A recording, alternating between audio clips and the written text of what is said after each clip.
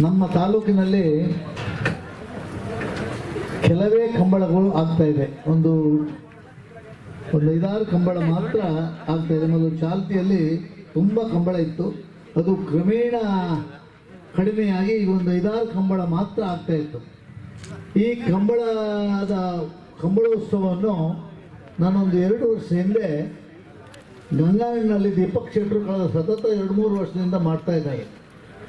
ಈ ಮರಾಠಿ ಜನಾಂಗದವರೊಟ್ಟಿಗೆ ದೀಪಕ್ ಶೆಟ್ಟರು ಒಬ್ಬರು ಮರಾಠಿಯಾಗಿ ಆ ಜನರಿಗೆ ರಂಜಿಸುವಂಥ ಕೆಲಸವನ್ನು ಗಂಗಾನಾಡಿನಲ್ಲಿ ಮಾಡ್ತಾ ಇದ್ದಾರೆ.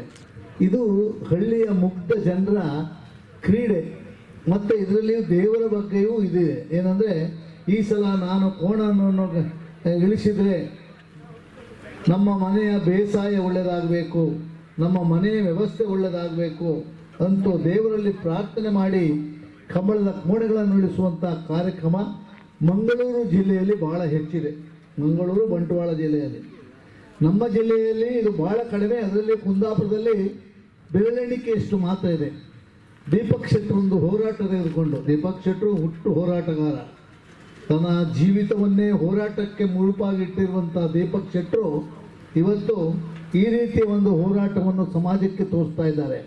ಮಾಡಬಹುದು, ಮನಸ್ಸು ಮಾಡಿದರೆ ಏನೂ ಮಾಡಬಹುದು ಎನ್ನುವ ಒಂದು ಕಾರ್ಯಕ್ರಮವನ್ನು ಹಮ್ಮಿಕೊಂಡಿದ್ದಾರೆ. ಈ ಕಂಬಳದ ಉತ್ಸವದಲ್ಲಿ ಈಗ ಕಂಬಳಕ್ಕೆ ಜನ ಬರುವುದು ಕಂಬಳೋತ್ಸವ ಆಗುವ ಸಂದರ್ಭದಲ್ಲಿ. ಈಗ ಜನ ನೀವು ಹೆಚ್ಚು ಫೋಕಸ್ ಮಾಡಿದರೆ ಜನ ಆಗ್ತಾಯಿತ್ತು. ನಿಮ್ಮ ಫೋಕಸ್ ಏನಿದ್ರು ಕಂಬಳದ ಬಗ್ಗೆ, ಜನ ಆ ಕಂಬಳದ ಬಗ್ಗೆ ಫೋಕಸ್ಸಿಗೋಸ್ಕರ ಬರುವಂಥ ವ್ಯವಸ್ಥೆ ಆಗಿದೆ. ಆದ್ದರಿಂದ ಕಂಬಳದಲ್ಲಿ ಬರುವ ಕೋಣೆಗಳಿಗೆ ವಿಶೇಷವಾದಂಥ ರೀತಿಯ ಆದರಾತಿಥ್ಯವನ್ನು ಮಾಡುವುದರ ಜೊತೆಗೆ ಕೋಣೆಗಳನ್ನು ತೆಗೆದುಕೊಂಡು ಬಂದವರನ್ನು ವಿಶೇಷ ರೀತಿಯ ಗೌರವವನ್ನು ಮಾಡುವಂಥ ವ್ಯವಸ್ಥೆ ನಿಮ್ಮದಾಗಿದೆ. ಆದ್ದರಿಂದ ಇದು ಬಹಳ ಕಷ್ಟಸಾಧ್ಯವಾದಂಥ ವ್ಯವಸ್ಥೆ. ಆದರೆ ದೇವರ ಪೂರ್ಣಾನುಗ್ರಹದಿಂದ ನೀವು ಖಂಡಿತ ಇದನ್ನು ಯಶಸ್ಸು ಮಾಡ್ತೀರಿ. ನಿಮಗೆ ದೇವರ ಆಶೀರ್ವಾದ ಇದೆ.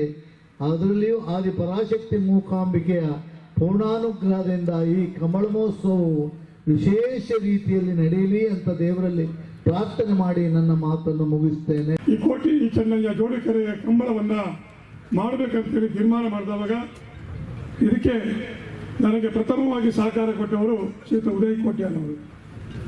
ಉದಯ್ ಕೋಟ್ಯಾನವರ ಒಂದು ಮಾರ್ಗದರ್ಶನ. ಯಾಕೆಂದರೆ ಡೇಟನ್ನೇ ತೆಗೆದುಕೊಳ್ಳಲಿಕ್ಕೆ ಭಾಳ ಕಷ್ಟ ಆಗಿತ್ತು. ಯಾಕೆಂದರೆ ಆಲ್ರೆಡಿ ಈ ಜಿಲ್ಲೆಯಲ್ಲಿ ಅವಿಭಾಜ್ಯ ದಕ್ಷಿಣ ಕನ್ನಡ ಜಿಲ್ಲೆಯಲ್ಲಿ ಯಾವ್ಯಾವ ತಾರೀಕಿಗೆ ಎಲ್ಲೆಲ್ಲಿ ಜೋಡಿಕೆರೆ ಕಂಬಳಗಳನ್ನು ಮಾಡಬೇಕಂತ ತೀರ್ಮಾನಗಳಾಗಿತ್ತು. ಕೊನೆಯಲ್ಲಿ ಶಿವಮೊಗ್ಗದ ಒಂದು ಕಂಬಳ ಕ್ಯಾನ್ಸಲ್ ಆಗಿ ಅದು ಬೈಂದೂರಿಗೆ ಕೊಡುವಂಥ ಕೆಲಸವನ್ನು ಜಿಲ್ಲಾ ಕಂಬಳ ಸಮಿತಿ ಮತ್ತು ಇವರೆಲ್ಲ ಮಾರ್ಗದರ್ಶನದಲ್ಲಿ ನಮಗೆ ಮೂಡಿ ಬಂತು. ಆದರೆ ನಾನು ಹೇಳ್ತಕ್ಕಂಥದ್ದು, ಈಗಾಗಲೇ ಸುಕುಮಾರ್ ಶೆಟ್ಟಿ ಅವರು ಹೇಳಿದ ಹಾಗೆ ಕಳೆದ 28 ವರ್ಷಗಳಿಂದ ಗಂಗನಾಡು ಆ ಭಾಗದಲ್ಲಿ ನಾವು ಈ ಒಂದು ಕಂಬಳವನ್ನು ಮಾಡ್ಕೊಂಡು ಬಂದಿದ್ದೇವೆ ಮರಾಠಿ ಮತ್ತು ಬಂಡ ಸಮಾಜದೊಟ್ಟಿಗೆ. ಆ ಸಂದರ್ಭದಲ್ಲಿ ಕಳೆದ ವರ್ಷ ಬಹಳ ಅದ್ಭುತವಾಗಿರ್ತಕ್ಕಂಥ ಕಂಬಳ, ಅದು ಸಿಂಗಲ್ಕೆರೆ ಕಂಬಳ. ಆದರೂ ಸಹ ಒಂದು 25,000 ಜನ ಸೇರುವಂಥ ಒಂದು ಕಾರ್ಯಕ್ರಮ ಆ ಕಾರ್ಯಕ್ರಮದಲ್ಲಿ ಆಗಿತ್ತು. ಆದರೆ ಈ ನಮ್ಮ ಬೈಂದೂರು ಮತ್ತು ಈ ಪರಿಸರದಲ್ಲಿ ಬಹಳ ದಿನಗಳಿಂದ ಇಲ್ಲಿಯ ನಮ್ಮ ಬೈಂದೂರು ಕಂಬಳ ಸಮಿತಿ ಇರ್ಬೋದು, ಬೇರೆ ಬೇರೆ ಜನ ಹೇಳ್ತಾ ಇದ್ದಾರೆ, ಇಲ್ಲೊಂದು ಜೋಡಿಕೆರೆ ಕಂಬಳ ಆಗಬೇಕು ಅಂತಕ್ಕಂಥ ಒಂದು ಕನಸಿತ್ತು. ಆದರೆ ಬಹಳ ವರ್ಷದ ಕನಸು ಅದು ಈ ವರ್ಷ ನನಸಾಗುವಂಥ ಒಂದು ಪರಿಸ್ಥಿತಿಗೆ ಬಂತು ಇವತ್ತು. ಯಾಕೆಂದರೆ ಈ ಒಂದು ನಗು ಸಿಟಿ ಈ ಒಂದು ಜಾಗದಲ್ಲಿ, ಈ ಜಾಗದ ಮಾಲಕರಾಗಿರ್ತಕ್ಕಂಥ ಶ್ರೀಯುತ ನಮ್ಮ ಕುಶಲ್ ಶೆಟ್ಟಿ ಅವರು, ನಾನು ಇವತ್ತು ಈ ಜಾಗ ಬೇಕಂತ ಕೇಳಿದಾಗ ಬಹಳ ಖುಷಿಯಿಂದ ನಿಮಗೆ ಈ ಜಾಗವನ್ನು ಕೊಡ್ತಾ ಇದ್ದೇನೆ.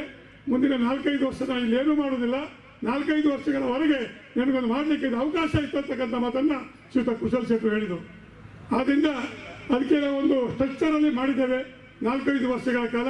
ಮುಂದಿನ ದಿನಗಳಲ್ಲಿ ದೇವರ ಶಕ್ತಿ ಕೊಟ್ಟರೆ ಒಂದು ಒಳ್ಳೆಯ ಜಾಗದಲ್ಲಿ ಒಂದು ಜೋಡಿಕೆರೆ ಕಂಬಳವನ್ನು ಪರ್ಮನೆಂಟ್ ಆಗಿ ಮಾಡಬೇಕಂತಕ್ಕಂಥ ಆಕಾಂಕ್ಷೆ ಮತ್ತು ಅಪೇಕ್ಷೆ ಇವತ್ತು ನಮ್ಮೆಲ್ಲರ ಹತ್ರ ಇಟ್ಟುಕೊಂಡಿದೆ.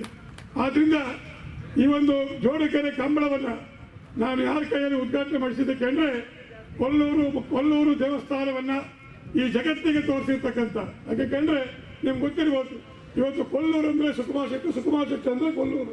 ಆ ರೀತಿಯಾದಂಥ ಒಂದು ಹೆಸರಿರ್ತಕ್ಕಂಥ ಧಾರ್ಮಿಕ ಕ್ಷೇತ್ರದಲ್ಲಿ ಒಳ್ಳೆಯ ಅಂದರೆ ಧಾರ್ಮಿಕ ಕ್ಷೇತ್ರದಲ್ಲಿ ಇವತ್ತು ಒಳ್ಳೆಯ ಹೆಸರನ್ನು ಇಟ್ಟಿರ್ತಕ್ಕಂಥ BM ಸುಕುಮಾರ್ ಶೆಟ್ಟಿ ಅವರ ಕೈಯಿಂದ ಈ ಒಂದು ಕಂಬಳ ಉದ್ಘಾಟನೆ ಆಗಬೇಕು ಅಂತ ಹೇಳಿ ಕೇಳಿದಾಗ ಬಹಳ ಖುಷಿಯಿಂದ ಬಂದು ಈ ಒಂದು ಕಂಬಳವನ್ನ ಉದ್ಘಾಟನೆ ಮಾಡಿದ್ದಾರೆ. ಅವರ ಏನು ಕೈಯಿಂದ ಇವತ್ತು ಉದ್ಘಾಟನೆ ಆಗಿದೆ.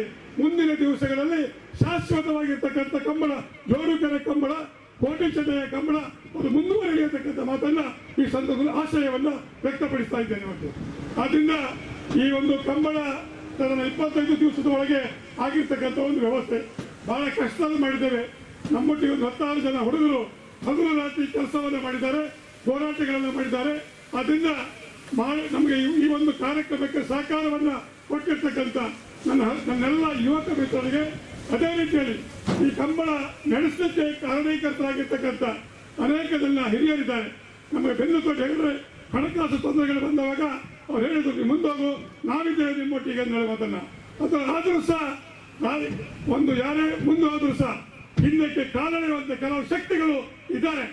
ಯಾಕಂದ್ರೆ ಅದು ಯಾವುದೇ ಫೀಲ್ಡ್ ಇರಲಿ, ಆದರೂ ಸಹ ನಮಗೆ ದೇವರು ತೊಂದರೆ ಮಾಡಿಲ್ಲ. ಇವತ್ತು ಈಗಾಗಲೇ ಸಾಧಾರಣ 150 ಜೊತೆ ಕೋಣೆಗಳು ಈಗಾಗಲೇ ಬಂದಿವೆ.